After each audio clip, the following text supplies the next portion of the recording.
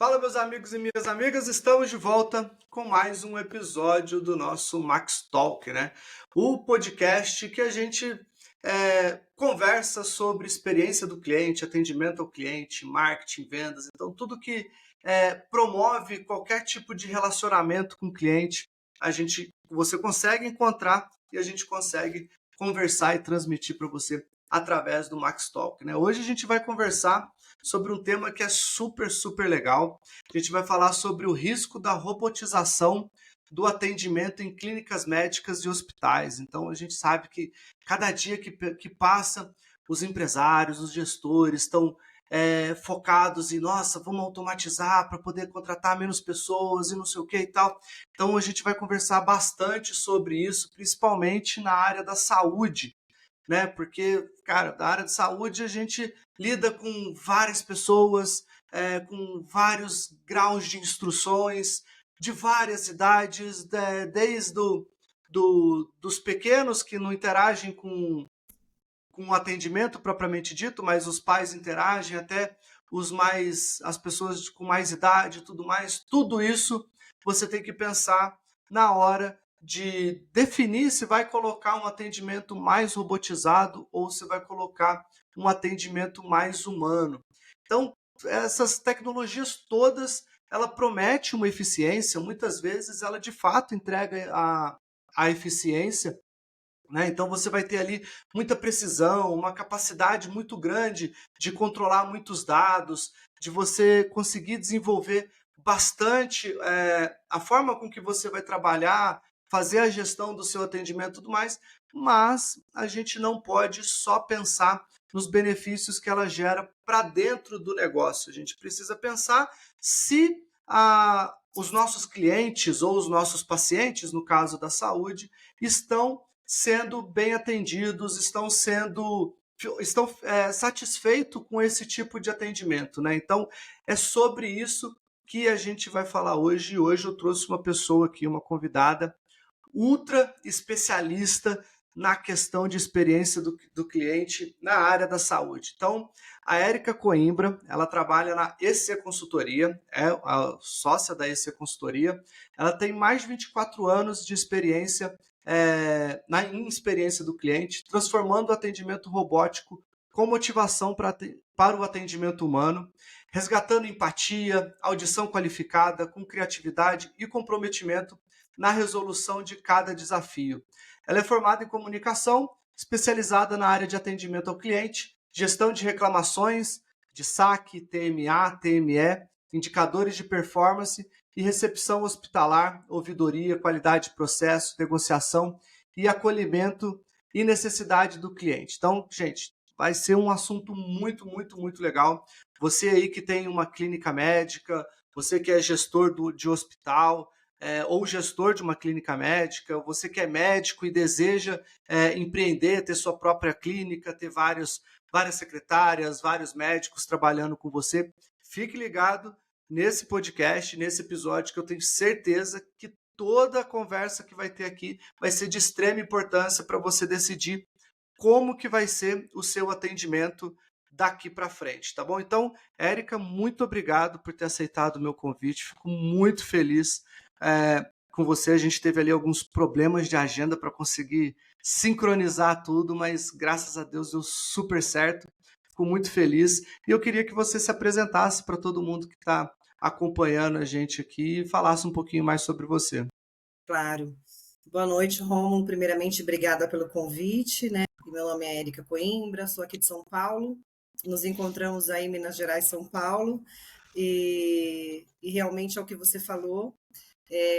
Hoje eu estou há 24 anos na área de saúde, trazendo aí benefícios para essa área, otimizando processos.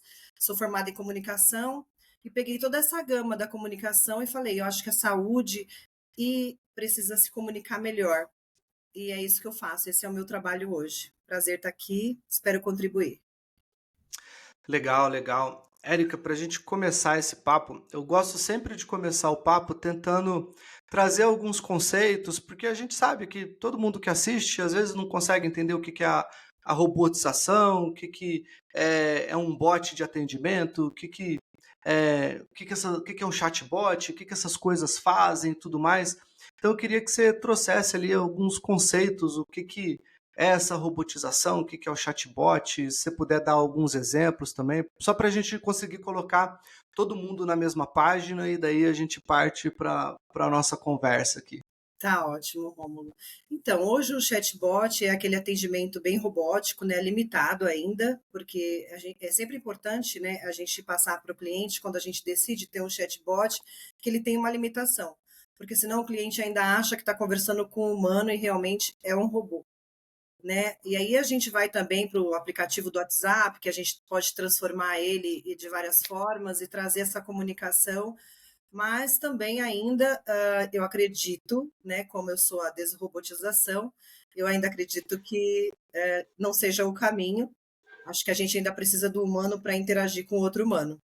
Então, é sempre importante a gente explicar para o nosso cliente as limitações do chatbot, né, que é o mais usado hoje, o mais procurado no mercado. Legal, legal. Então o chatbot ali a gente pode resumir que são plataformas que são utilizadas ali para atendimento ao cliente, que na verdade faz um atendimento ao cliente mais robotizado ali, basicamente de perguntas e respostas, mas que não tem tanta empatia, não consegue resolver de fato o problema do cliente, enfim, tem todas essas questões que o chatbot ainda tem de problema, né? A gente está As avançando bastante.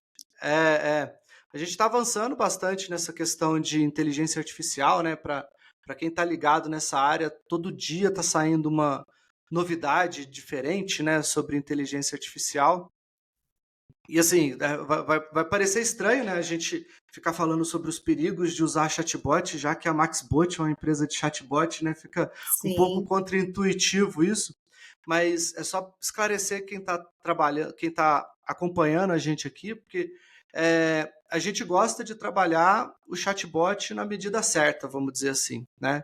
Porque ele tem o papel dele e o humano tem o papel dele também, né? Tanto é que os nossos planos são baseados na quantidade de atendimento humano, né? Tem outras ferramentas que o plano é baseado na quantidade de chatbot. Eu não estou nem aí para a quantidade de chatbot. Eu quero saber da empresa quantos humanos você vai colocar para atender, né? Eu quero que você coloque o máximo de humano possível, porque eu sei que é isso que vai resolver o problema de todas as pessoas, né? Essa é a nossa premissa aqui dentro. Então, o chatbot ele serve como um filtro inicial, né? A gente sempre acredita nisso. Mas entrando já direto no nosso tema ali, eu queria que você falasse um pouquinho mais sobre esses riscos da robotização, assim. O que você acha que é mais arriscado nesse processo de robotização? olha, lembrando sempre, né, Rômulo, e deixando bem claro que eu não sou contra, né, o chatbot e também não sou contra as inteligências artificiais. Porém, o que eu acho que se perde muito quando a gente contrata um serviço de chatbot é a pessoalidade, né? E nem sempre o nosso cliente ele está preparado para entender as limitações do chatbot. E antes de, e a dica que eu dou para todas as empresas, antes de contratar um chatbot, uma inteligência artificial, transformar o WhatsApp e tudo mais, é necessário entender quem é o público, quem são essas pessoas, quem é o nosso público, né? Porque a partir do momento que você identifica este público, que você entende que esse público pode ser mais jovem, aí ok, você pode trazer um pouco mais de chatbot, porque eles têm mais facilidades, mas tem as outras gerações, os baby boomers, por exemplo, têm um pouco mais de dificuldade. Então, para mim, a dica que eu dou é o estudo das gerações, né? Porque realmente perde-se a pessoalidade e essa pessoa ainda, os baby boomers, por exemplo, né? Eles precisam telefonar ainda, né? Que é uma coisa que está se perdendo, né? Porque hoje a gente escreve muito mais, mas escreve muito mais e não à mão, escreve sim, digitando, e se perde essa pessoalidade. Então, acho super importante sempre ter voz, sempre ter uma audição no atendimento. Vamos só de novo para a gente tentar colocar todo mundo na mesma página. Às vezes as pessoas não estão acostumadas com com esses nomes das gerações aí, né? Vamos Sim, tentar contextualizar, assim, os baby boomers são pessoas de que faixa etária? que Só nasceram para a partir de 1979. de 79, tá? De É, 79 até quando? 79. Agora eu não vou lembrar com exatidão, mas Agora a gente pode depois deixar na descrição do vídeo para eles acompanharem. tá, beleza. Mas são pessoas ali que têm seus de 50 a 60 anos, vamos colocar assim, mais ou Sim, menos? isso. É. A partir Então, dos 45 já tem um pouco de dos dificuldade. Eu, por 45, exemplo, tenho. eu tô quase lá, eu tô chegando perto. Eu tenho bastante dificuldade. Às vezes eu quero pegar o telefone e ligar. Tem hora que eu me irrito um pouquinho também, assim. Se o atendimento demora muito, passo a mão no telefone, ligo e tento resolver o mais rápido possível, assim, né? Por mais que eu trabalhe com isso, mas eu sempre oriento os clientes assim, gente, atendimento pelo WhatsApp tem que ser um atendimento rápido, não dá para. Não é admissível você ter uma equipe de atendimento e o atendimento demorar 10, 15, 30 minutos para começar, assim, né? Então, eu sempre oriento os clientes a fazer o atendimento o mais rápido possível. E, e daí, você falando desse risco da robotização, do pessoal que já tem ali para cima dos seus 45 anos, dessa necessidade, qual mais risco que você acha que pode ter ali sobre essa robotização que você acha que ela atrapalha a experiência do cliente? Além dos riscos da robotização, a gente perde a pessoalidade. Perdendo a pessoalidade, a gente perde o vínculo. Perdendo o vínculo, a gente perde a confiança. Então, por exemplo, foi até bom você ter tocado no assunto do WhatsApp, por exemplo, da demora. Às vezes você manda uma mensagem, demora 4 horas para alguém, para você passar por aquela fila, para você conseguir o atendimento, quando você pede, por exemplo, para falar com o atendente. Então, tudo isso, essa jornada tem que ser bem desenhada e bem observada quando a gente vai fazer esse processo, porque assim, a pessoalidade traz perda, a impessoalidade traz a perda do cliente. Então, se for um cliente exigente, que necessita falar, que precisa se expressar, que ele quer ser ouvido, é, ele pode ir embora por conta disso, por não ter atendimento, porque é a primeira porta. Então, a primeira porta eu preciso abrir com muita elegância, né, com gentileza, com empatia, quando eu abro a porta, né? Então, é isso que eu penso referente ao atendimento. Acho que ele tem as suas limitações, acho que perde a pessoalidade, e isso é um perigo, sim, para a perda do cliente. E quando a gente traz isso para unidade de saúde, né, para clínicas e hospitais, e daí clínica pode ser qualquer clínica, pode ser odontológica, médica, Sim, de fisioterapia, enfim, eu quando falo em saúde pode ser qualquer clínica dessa. Acredito eu que esse risco pode ser ainda maior, né? Porque você pensa que às vezes a pessoa está tentando marcar uma consulta porque ela tem uma certa urgência ali, né? Não é uma urgência a ponto de precisar buscar um pronto-socorro, não é desse tipo de urgência que a gente está falando, não. Mas, pô, ela às vezes está numa gripe muito pesada, né? Com febre alta e tudo mais, ela está precisando conversar com o médico dela, né? Ela está querendo sim, marcar uma consulta com o médico dela, só que a, a equipe do médico dela demora 5 horas para dar uma resposta no WhatsApp que deveria ser coisas de minutos, né? Então, a gente passa isso com muita frequência ali em saúde ali. Que você acha que... Por que você acha que isso acontece tanto na saúde assim? O, o tempo de maior demora que eu vejo é sempre em unidades de saúde, assim, principalmente em consultórios, né? E às vezes é consultório que tem um médico e uma secretária só, e a secretária de fato está sempre na recepção. Ela não é aquela secretária que é a secretária e meio enfermeira, assim, que auxilia o sim, médico, sabe? Ela está sempre na recepção, e ainda assim o tempo de resposta do WhatsApp é um negócio absurdo. Às vezes não responde nem no mesmo dia, vai responder só no dia seguinte e tal. E quando você consegue marcar a consulta, você vai lá na consulta, você percebe que a recepção está vazia. E não pode ser coincidência que só está vazia nos dias que você vai, né? Não sim. deve ser coincidência isso. Então, por que você acha que acontece isso, assim, pela sua experiência, todas as consultorias que você já fez e tal? Que você acha que acontece?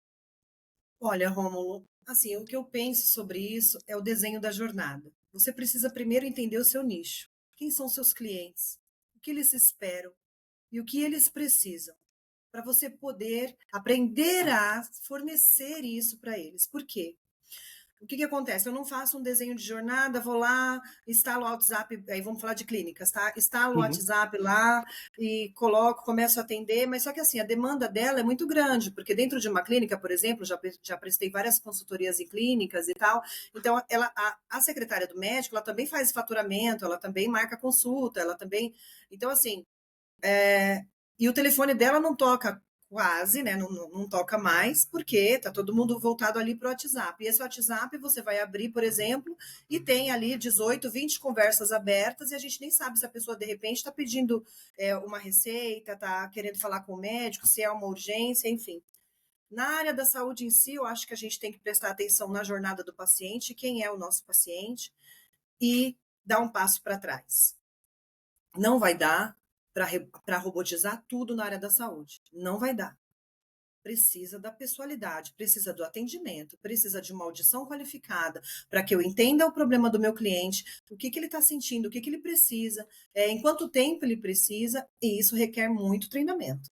Né, treinamento da recepção, treinamento da área de atendimento, treinamento do pessoal ali do call center que atende também, porque às vezes existe hoje os call centers, a URA direciona muito para que você faça todo o processo via WhatsApp, enfim, que aí você já vai cair no chatbot, e ali você já vai perder um pouco da pessoalidade, que é o que eu adoro, é a palavra que eu mais gosto de usar. Então, eu acho que se a gente fizer um desenho, der um passinho para trás e começar a atender esse pessoal de uma forma mais assertiva e com qualidade, a gente retorna esse cliente para a nossa clínica, para o nosso hospital, para nosso atendimento de saúde, seja ele qual for, e a gente consegue sim manter essa fidelidade desse cliente conosco. Eu, por exemplo, passo com o meu médico há 18 anos e eu ainda consigo falar com a secretária dele por telefone. Uhum. Tem WhatsApp? Tem. Posso mandar uma receita, algo assim, mas eu ainda consigo falar com ela. Legal. Então, isso para mim é importante. Você falou bastante aí sobre call center. Uma coisa que eu vejo quando a gente cai num call center, isso acontece em qualquer call center, mas na saúde isso fica muito evidente, assim, que muitas vezes o call center tem um atendimento tão robotizado quanto o próprio chatbot, né? É, e assim, tá, ali tem humanos lidando com humanos, tem uma pessoa, às vezes, com a saúde fragilizada do outro lado da linha, e como que costuma tratar esse tipo de situação quando o atendimento está robotizado, mesmo não sendo um robô que está fazendo o atendimento, sendo uma pessoa ali? Qual que é o tipo de tratativa que costuma ser feita para poder melhorar essa experiência? Ótima pergunta. Essa sem dúvida é o meu maior desafio. Né? Por exemplo, porque eu entro num call center e aí a gente vai ter os indicadores. Então, tempo médio de atendimento, tempo médio de espera, o tempo médio de operação, que aí são os TMAs, TMEs, o SLA, né? E também o tempo médio ali de operação, que geralmente a empresa pede para a gente um tempo apertado, né? E aí eu tenho que harmonizar esse atendimento humano com esse tempo que a empresa pede para a gente poder atender a maior quantidade de pessoas possível. Só que quando eu entro e faço um mapeamento, eu vou entender cada ser humano como um universo único. Então, eu vou entender se aquela pessoa realmente está ali para atender, se ela gosta daquilo que ela está fazendo. E a partir do momento que eu vou identificando os talentos, aí eu vou treinando as pessoas, as falas, a forma de linguagem, porque também às vezes fica uma coisa tão repetitiva que parece realmente um robô. Então, eu vou tentando desrobotizar essas pessoas, trazendo para elas um pouco mais de empatia, de audição qualificada, de leitura qualificada com esse cliente, que aí ela vai saindo desse modo robô, né, que a gente costuma falar, e ela vai começando a compreender o que esse cliente precisa. Porque o que vai mudar o seu atendimento para sempre é a audição qualificada. Quando eu escuto realmente o que o meu cliente precisa, quando eu escuto com atenção o que ele necessita, passo todas as informações para ele com tranquilidade. Então, é um desafio ainda, né, manter aí esse tempo médio de operação, né, junto com o atendimento em si. Legal. E existe. Mas é possível. É, essa- com bastante treino e jeitinho, a gente sempre consegue mudar Sim, essas coisas, né? E existe algum estudo ou alguma coisa que fala sobre essa falta do contato humano na experiência do cliente, do paciente ali, né? Eu sempre falo cliente porque é mais usual no meu dia a dia, mas quando se fala em saúde é mais paciente, e o resultado do tratamento, do tipo assim, se tiver um atendimento robotizado, eu acho que o estudo disso é meio complexo, né? Um atendimento robotizado, os tem uma incidência de desistência do tratamento em X. Há um atendimento mais humanizado, mais caloroso, mais com acompanhamento mais próximo e tal. Tem um, uma não desistência, né? percentual. Um acompanhamento melhor e tal. Existe algum estudo sobre isso? Tem alguma informação sobre isso? Porque isso é legal a gente mostrar esse dado, porque mostra também para quem está ouvindo a gente, que é gestor de alguma clínica, de algum hospital, falar assim, bom, eu nunca acompanhei a incidência de pacientes que estão parando de vir aqui porque meu atendimento está muito robotizado, né? Então, acho que é legal a gente tentar mostrar esse cenário também, né? Sim, sim. Bom, eu não vou conseguir trazer para você índices e percentuais, mas eu consigo falar para você que é visto e é notório nos hospitais, por exemplo, quando a gente tem o atendimento caloroso na nossa área de oncologia, que eu venho de área hospitalar, de pronto-socorro, é, é notório como as pessoas melhoram, como as plaquetas sobem, como o amor, né? Aquele acolhimento ao paciente, né? Que isso a gente tinha muito antigamente, né? Que a gente via, por exemplo, nos filmes, o médico indo em casa, cuidando, prestando atenção, percebendo essa família, como que funcionava tudo isso. E isso foi se perdendo ao longo do tempo, né? Mas assim, é notório, né? Então, acredito que existem estudos com índices, sim, percentuais, mas, por exemplo, os doutores da alegria que fazem um trabalho super bonito dentro do hospital, como as crianças melhoram, às vezes elas estão até pálidas e começam uma irrigação sanguínea melhor dentro do pronto-socorro, dentro da área oncológica. Então, é notório, assim, que quando você acolhe, as coisas mudam. Eu acho isso muito legal porque eu sou filho de enfermeira, né? Então eu sempre vi minha mãe atendendo. Minha mãe aposentou agora há pouco tempo, mas ela tem mais de 30 anos trabalhando em hospital, né? Então, trabalhando em pediatria, né? Então, eu vi o tanto que ela tentava é, atender bem as crianças e os pais das crianças, né, que estavam lá, porque ela trabalhava na enfermaria, na pediatria de enfermaria, né?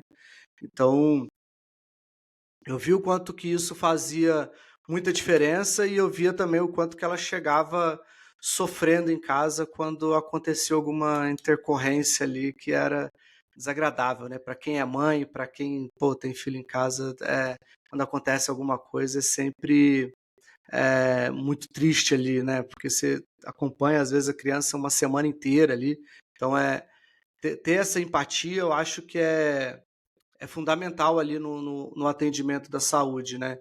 E eu vejo isso muito forte, eu vivenciei isso durante muito tempo por conta da minha mãe, muito da porta para dentro do hospital, mas da recepção para fora, eu sempre vi um tratamento muito diferente ali, né? Então, o que eu gostaria era que a recepção tratasse tão bem os pacientes da mesma forma que eles são tratados da porta para dentro, sabe? Isso sempre foi uma impressão que eu tive. Não sou médico, não sou da área da saúde, é só uma vivência de visitar minha mãe trabalhando, às vezes, no hospital, levar alguma coisa para ela e tudo mais e tal. Então, é só um relato de quem viveu um pouquinho disso ali, que eu sempre via essa empatia ser muito mais voltada lá. Você passou da recepção, você vê ali que todo mundo lá dentro é mais simpático, mais empático e tudo mais e tal.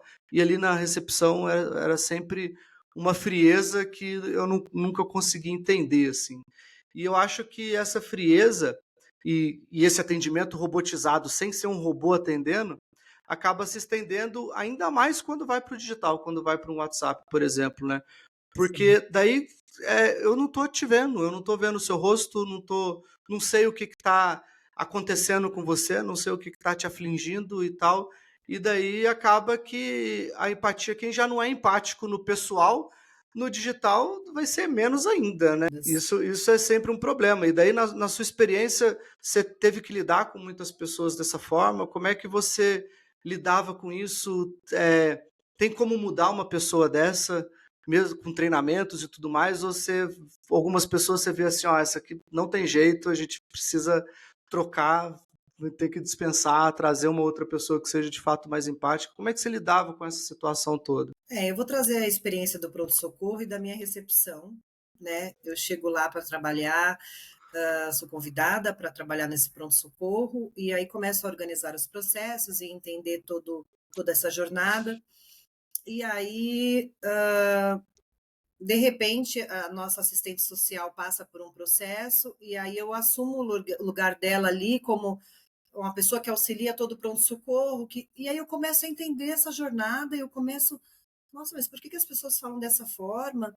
E aí começo a fazer um desenho de projeto dentro do pronto-socorro, na recepção, e aí a minha chefia imediata adota esse processo inteiro, Top. e a gente começa a desenvolver essas pessoas, e pasmem, nós fomos o primeiro pronto-socorro a receber o certificado da experiência do cliente, porque às vezes o cliente ia lá na recepção desse pronto-socorro, que era super robotizado, eles iam até lá só para levar um bolo para a recepcionista, para levar um presente, porque passando perto do pronto-socorro, então é muito bonito isso. Então, é possível transformar, tem que ter treinamento, tem que ter fala, tem que ter conversa, e todos os dias, né? Como se fosse um filho, né? Que todo dia você tem que educar, reeducar, explicar, fazer com que a pessoa entenda. Na maioria dos casos, não há demissão. Eu acho que todo ser humano é passível de melhoria, mas basta ele querer, Legal. né? E assim, bom, você implantou esse processo, agora eu queria que você compartilhasse com quem está acompanhando a gente aqui, como que é um processo desse, assim, quem está acompanhando a gente, que tem uma clínica médica, um hospital, e ele percebe que o atendimento dele é feito por humanos, mas está robotizado, e ele fala assim: eu preciso mudar, não está legal, só que eu não sei por onde começar, eu não sei o que, que eu tenho que fazer. Então, o que, que você pode falar assim, em termos práticos, o que, que ele deve fazer para poder melhorar esse atendimento dele? Vamos começar a tratar primeiro das pessoas que agem como robô, depois a gente vai tratar do robô para tentar fazer o robô atender como se fosse um humano. Então vamos fazer Isso. o inverso. Vamos primeiro cuidar das pessoas, que é o mais importante, aí depois a gente vai para a ferramenta. Mas como é que desenha esse processo? Quais são as etapas? O que deve ser feito? Eu queria que você falasse um pouco sobre isso. Primeiro processo é a gente entender qual que é o nosso fluxo. E aí nós fazemos uma análise. Primeiro mapeamento é nossas forças e fraquezas, um SWOT mesmo, uma análise bem mais específica, o que a gente tem de potencial, e a gente começa a mapear. E aí a gente vai puxando os dados, né, com o sistema que a gente tiver, porque muitas clínicas, muitos lugares ainda não têm tantas informações e BIs, enfim, para poder extrair esses relatórios de indicadores. Então você vai mensurando esses indicadores, quantos atendimentos você tem por dia, quanto tempo isso leva, quantos atendimentos ela tem. Fez esse mapeamento, vai dar para você entender se esse funcionário está sufocado, se a gente precisa fazer uma nova contratação, e a partir deste momento, quando eu faço todo esse mapeamento do tempo médio de atendimento que a gente tem dentro da clínica, o tempo médio de operação que a gente tem dentro da nossa empresa, eu vou conseguir parar e começar a treinar esses funcionários. Então, aí requer sim uma pessoa que tenha um pouco de habilidade de comunicação, de informação, que traga repertório, que faça entender o que é uma audição qualificada, o que é uma leitura qualificada, como que procede, como que atende o cliente, como que fala, qual que é a linguagem correta, qual que é a forma correta, porque de repente dependendo da pessoa que treina, vira o robô, né? Que é esse que você está falando.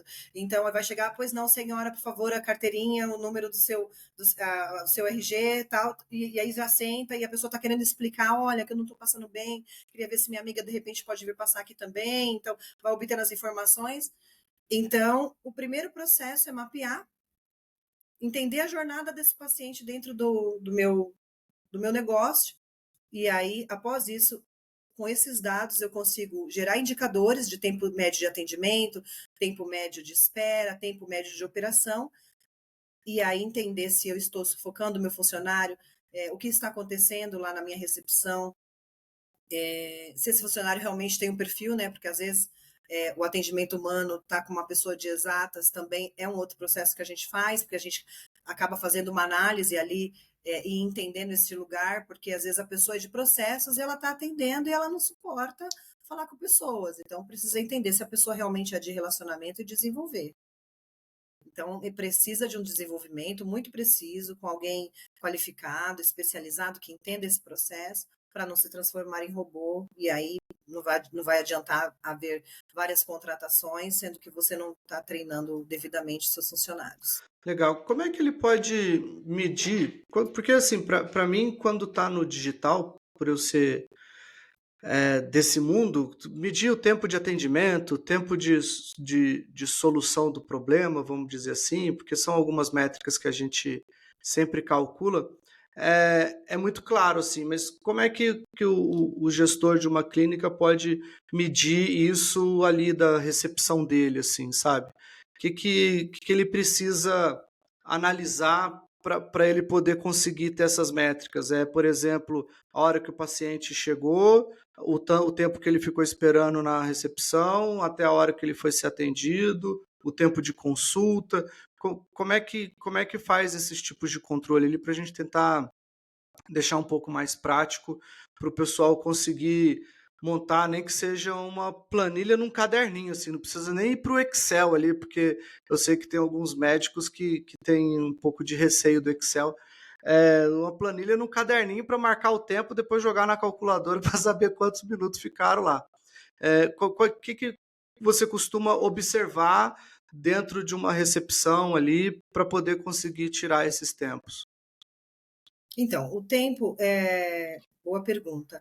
O tempo, você vai calcular de forma analógica ainda, né? Se você tiver condições de contratar um sistema, enfim, trazer aí um BI, alguns indicadores dentro de um sistema, um CRM, vai ficar mais fácil para você fazer essa mensuração. Caso você não tenha, você vai ter que fazer manual, sim, vai ter que fazer uma planilhinha de Excel, colocar os dados lá, ou anotar no caderno. Então, por exemplo, quanto tempo. Aí você vai precisar de uma pessoa que fique nessa recepção, entendendo esse fluxo, porque o médico vai ter que estar atendendo, que é a expertise dele. E aí você contrata uma pessoa que vai ficar medindo esse tempo. Então, quanto tempo a nossa recepcionista leva para atender o paciente? Por que está demorando? E aí você vai entendendo esses gaps. Quanto o nosso paciente chegou, quanto tempo demorou entre a abertura da ficha e a consulta? Então, tudo isso você vai fazendo os cálculos e você vai vendo e estudando os seus gaps, porque, por exemplo, às vezes o paciente chega numa clínica e um convênio em específico está dando problema, e aí o paciente fica ali em pé, esperando para ser atendido, e o convênio não libera, vai à consulta dele. Então, enquanto isso, a gente pode otimizar o tempo, pedindo para ele, por gentileza, aguardar e chamando o próximo. Então, tudo isso é um estudo feito ali na recepção analógico, e a gente vai fazendo as anotações, depois a gente faz alguns cálculos. Dentro desses cálculos, a gente imagina que ele poderia estar atendendo muito mais se a gente não tivesse aquele gap ou aquele problema, tá? Legal, legal. E só para deixar claro que isso acaba refletindo diretamente no bolso do médico, né? Porque Sim. se está tendo gap ali, é porque o médico está trabalhando mais e ganhando menos no final do dia, né? Porque atrasa a vida do médico também. Então, é importante a gente mostrar isso porque é muito comum, hoje eu tenho visto menos, mas há uns 5 anos atrás, nem precisa ir tão longe assim, 5 anos atrás, era muito comum a gente marcar uma consulta e a gente perder uma tarde inteira nessa consulta porque você ficava 2, às vezes 3 horas na recepção para poder passar pela consulta. E daí eu sempre pensava assim, mas se eu vou demorar 3 horas para ser. Se eu marquei às 2 da tarde, eu vou ser atendido só às 5, por que ele não marcou comigo às 5? Né? Mas não, é porque o cara quer encher a agenda dele e daí ele vai marcando de 15 em 15 minutos, só que a consulta dele não demora 15 minutos. Né? A consulta dele demora meia hora, 45 minutos, porque cada paciente é um caso e a gente não sabe quanto tempo vai demorar uma determinada consulta. Né? Eu tenho visto isso se reduzir bastante, mas muitas vezes é o médico que tem que observar a própria ação dele na agenda dele, porque às vezes o gap é ele que está causando, né? Às vezes não é nem a secretária, nem nada assim, não. É a forma com que ele está trabalhando que está gerando esse problema de tempo de atendimento, porque não está conseguindo controlar bem a agenda para poder fazer esses atendimentos. E daí, agora indo para a parte da tecnologia, né? Então vamos lá para o chatbot. O que a gente pode fazer ali para deixar o chatbot mais amigável, vamos dizer assim, para não ficar muito aquele negócio frio, impessoal, enfim, queria que você explorasse bastante sobre isso. Sim. Só fazendo o adendo do médico, sim, eles atrasam e aí depois acham que o problema é na recepção. Então, você também tem que fazer a conscientização lá no consultório com o médico em específico, tá? Bom, referente ao chatbot, eu trago, eu acho que pessoalidade ele não vai ter, que é a minha palavra preferida. Mas eu acho que a gente tem que trazer ele de uma forma muito objetiva e, assim, muito precisa. E ele tem que ser muito bem trabalhado para ele não ficar bugando, por exemplo, você apertou pediu a informação e aí ele volta com outra informação. Então, isso é um estudo que as pessoas de tecnologia precisam avaliar, né? Porque isso irrita, não resolve o problema. O cara liga irritado, o cara vai fazer uma reclamação lá no Reclame Aqui, ele vai deixar uma informação negativa lá no nosso site da empresa, nossas estrelas vão cair junto ao Google. Então, desencadeia várias questões, porque a pessoa está irritada. Então, eu ainda acredito que se a gente for mais objetivo no chatbot, de uma forma clara, límpida, e a partir do momento que ele não conseguir compreender as informações, ele direcionar para uma pessoa, né? Ou de repente ele informar os canais de atendimento, porque eu não tenho visto isso, não vejo. Então, por exemplo, você foi lá e introduziu o chatbot na empresa, poxa, aí no final de tudo eu não consegui absolutamente nada, eu não sei o canal de atendimento, eu tenho que entrar de novo no site, eu não sei o telefone, eu não tenho o e-mail do saque para eu falar, não sei onde que eu falo na central, tá difícil, eu não estou conseguindo achar, estou na rua, né? Então, assim, eu acho que é importante o chatbot entender, né, o pessoal da tecnologia entender que é necessário que esse cliente tenha esse retorno, nem que seja o mínimo possível. Ó, não conseguiu absolutamente nada, você pode ligar na nossa central. Exemplo, né? Porque aí, e assim, e evitar os bugs, que é isso que irrita o nosso cliente. Com certeza. A gente aqui recebe muito cliente que veio de outras plataformas, ele fala assim: cara, na plataforma X, o meu cliente entra lá no meu robô e ele fica perdido. Ele não se encontra, não consegue sair do lugar e nem eu consigo puxar ele da onde ele está. Né? Então, nem mesmo que o atendente consiga enxergar lá onde ele está, não consegue puxar esse atendimento. Aí muitos dele vêm para a gente por causa de uma função que é ridícula de fácil, que é, se aquela pessoa parou numa determinada etapa e não seguiu dali, não fez mais nada, manda ela para o atendimento humano. Deixa o atendimento humano falar: Só isso. oi, Érica, tudo jóia? Eu vi que você parou na etapa tal. Ficou com alguma dúvida? Você quer que eu te ajude em alguma coisa? Não, eu Era só parei isso. porque eu estava satisfeita. Ah, não, beleza, então, muito obrigado, volte sempre e tal, encerra o atendimento ali, sem problema nenhum. E daí um monte de cliente vem pra gente por conta dessa função, que é uma função simples, assim, sabe? De justamente entender a necessidade das pessoas que estão interagindo com o robô. Né? Que nem a gente falou ali no início. A interação com o robô não chega a ser um problema, ela é uma ajuda. Né? Então, por exemplo, você está marcando uma consulta. Então, o robô vai ajudar a pegar o nome, o e-mail, o plano de saúde, é, é, quais os sintomas do que ela está sentindo, esse tipo de coisa, para chegar isso mastigado para a secretária fazer só o finalmente, vamos dizer assim. Ah, não, beleza, pelo que você descreveu aqui. Ou então ali o robô pergunta, com qual médico você quer se consultar? Com o doutor João, com o doutor André, com o doutor não sei o que lá?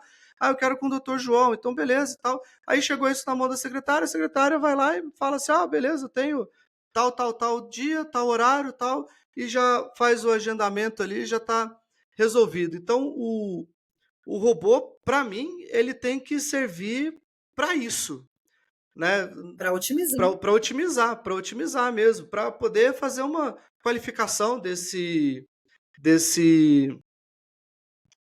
paciente, né? Porque às vezes o paciente fala assim, eu tenho o plano de saúde X, e daí o médico não atende esse plano de saúde, então ele vai ficar sabendo ali pelo robô que não atende o plano de saúde, mas ele vai falar assim, a gente não atende o plano de saúde, mas você pode consultar no particular, então vou te direcionar para atendente, para secretária. Então para isso, você talvez não precise de uma pessoalidade tão forte assim, né? Porque é uma pergunta e resposta papum, não precisa de Sim. tanto assim, né?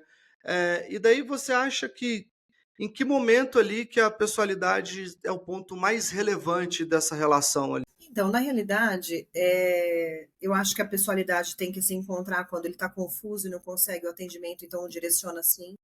Só que hoje, os chatbots ainda estão muito limitados.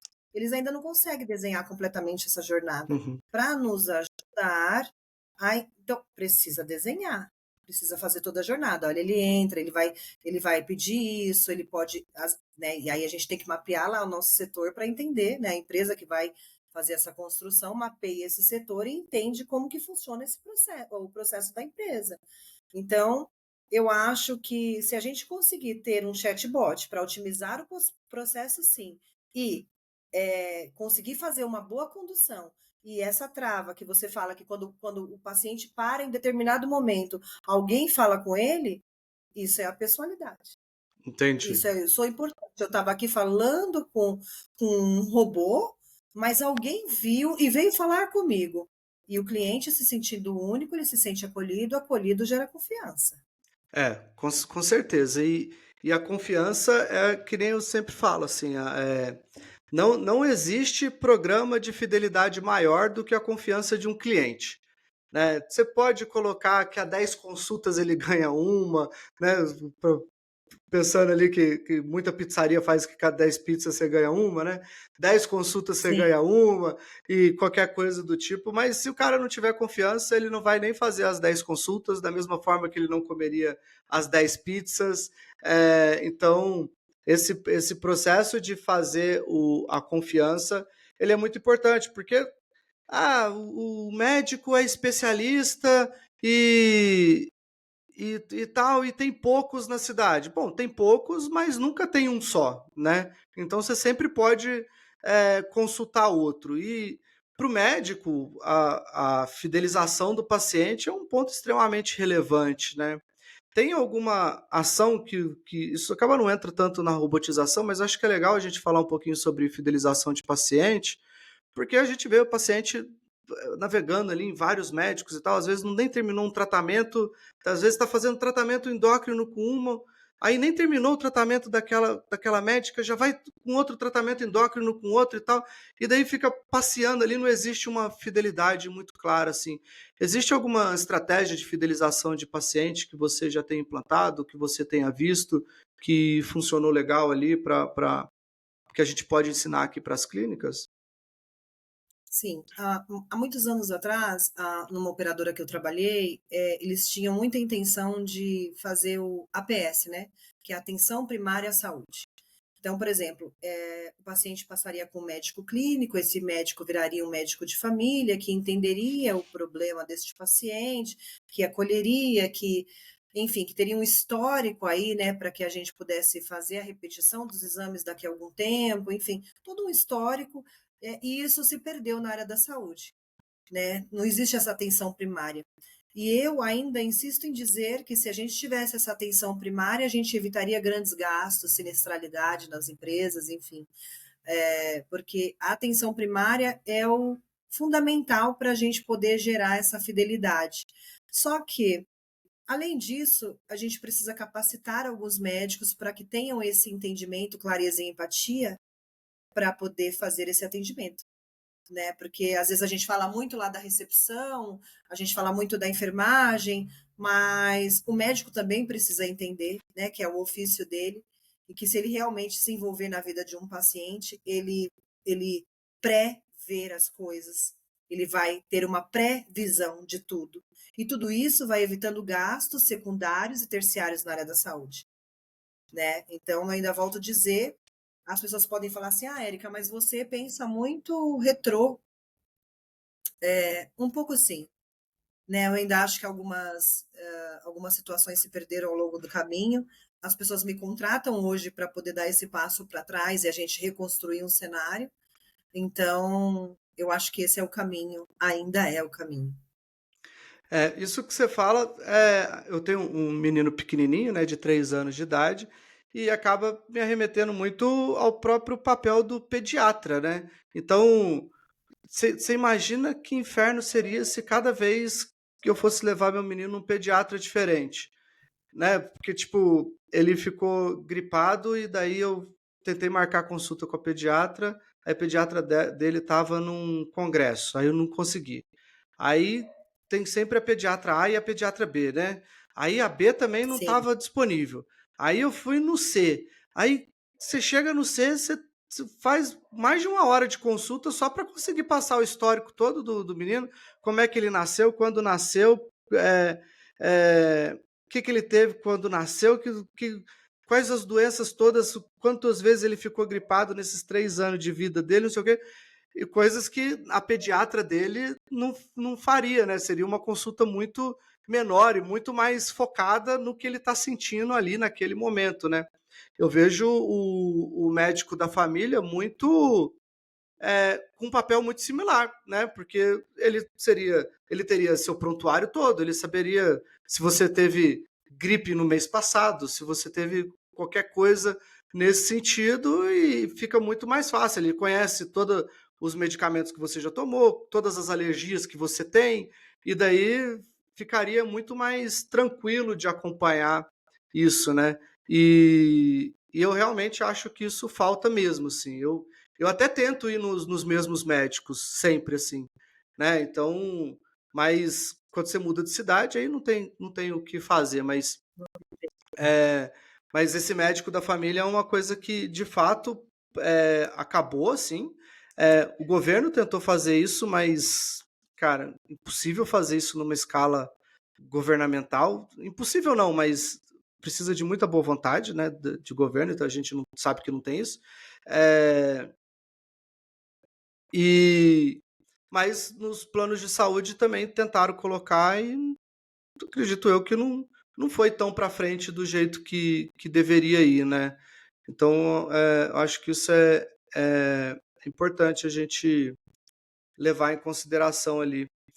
Hoje, falando bastante de IA, a inteligência artificial tem trabalhado bastante na medicina e tem algumas inteligências artificiais que você coloca ali os exames, as informações do paciente, eles já estão dando diagnósticos e tudo mais ali. O que você acha que pode virar isso ali, né? Já que a gente está falando de robotização, acho legal a gente entrar um pouquinho na IA. Não tem muita relação com a experiência do cliente ou atendimento propriamente dito, mas eu acho legal a gente falar um pouquinho, até porque de uma certa forma, isso vai ser o futuro, né? A gente vai ter que conviver com isso em vários setores do mercado, né? Na medicina, no comércio, na indústria, tudo vai ser regido de uma certa forma por inteligência artificial. Então, o que que você está vendo ali dentro da saúde, a utilização da IA, não só do diagnóstico, mas dos vários aspectos que você trabalha, assim, como é que está essa parte? Então, nesse caso eu apoio, né, desde que seja feito com uso consciente, né, com acompanhamento médico, porque toda empresa hoje que tem IA, ela vai ter um médico ali analisando todos os perfis e cruzando todos os dados, então eu acho importante ter esse profissional, né, médico ainda, visualizando essas documentações. Então, eu acredito que é o futuro sim, e acredito que ela veio para nos auxiliar muito nesse processo por conta da demanda. Então, e o importante é sempre ter um médico capacitado ali atrás do computador, enfim, auxiliando nos processos e entendendo, né, e percebendo ali os detalhes, enfim. Mas eu acredito ainda bastante que pode evoluir, né, desde que seja bem usada. E em outras áreas da saúde ali, o que que você tem visto de uso de IA? Você que acompanha muito essa questão de saúde, o que que você tem visto de aplicação que você tem achado, olha, isso aqui é legal e tal, que foge um pouco dessa área de diagnóstico, assim? O que eu acho interessante, por exemplo, na empresa hoje que eu atuo, a gente tem uma inteligência artificial que consegue cruzar os dados e perceber se o paciente realmente está avançando para uma doença um pouco mais crônica, enfim. E eu acho isso muito legal, assim, sabe? Essa preocupação que foi voltada para o paciente, então faz todo o estudo ali do diagnóstico, né? Entende-se, e aí, se caso a inteligência artificial traz para a gente algum pequeno dado, a gente já entra em contato para entender, verifica os históricos desse paciente, né, de exames, enfim, e encaminha para uma especialidade. Isso é bacana.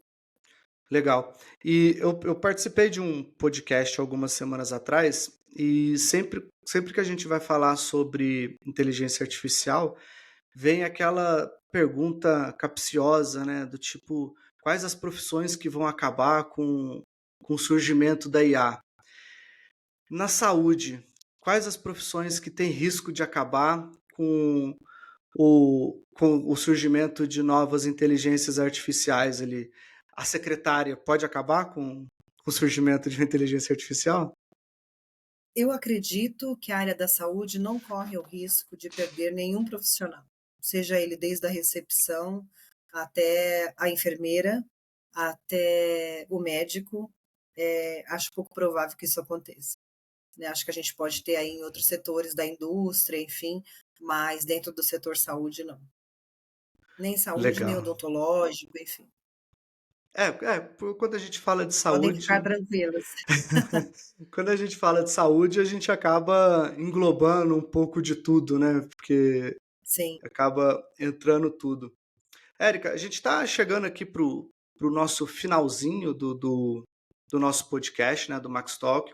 E sempre no final eu peço para o convidado, e eu também acabo falando um pouquinho sobre uma dica rápida assim, que você possa dar para quem quer melhorar a experiência do cliente na nossa conversa de hoje, em cima da área da saúde ali, clínica médica, hospital, qualquer área de atendimento à saúde que você acha que é importante ele seguir ali, uma dica que você puder dar que seja tipo matadora, assim, cara, sem isso aqui, sua experiência do cliente não vai melhorar de jeito nenhum, assim. Qual que é a dica matadora que você pode dar?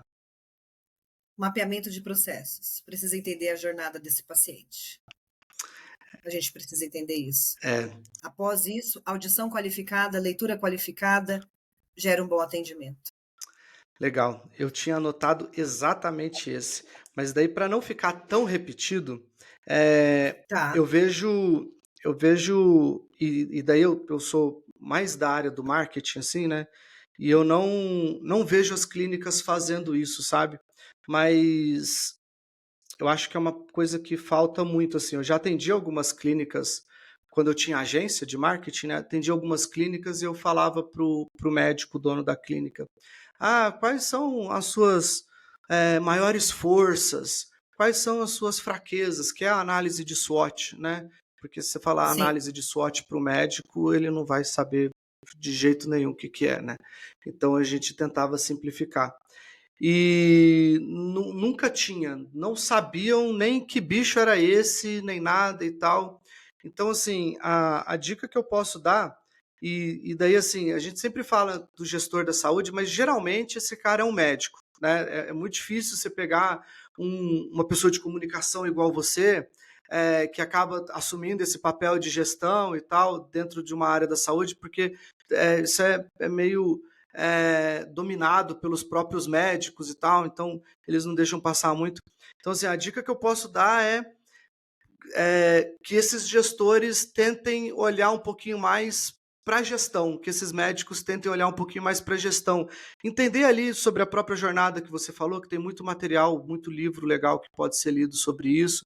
Então, livro de medicina é super importante para todos eles, mas se eles vão ter o papel de gestor também, precisa deixar um pouquinho o livro da medicina e sentar um pouquinho para poder ler o livro de gestão. Então, aprender a fazer um mapeamento, aprender a fazer análise de SWOT. Cara, não precisa nem ler um livro para fazer uma análise de SWOT.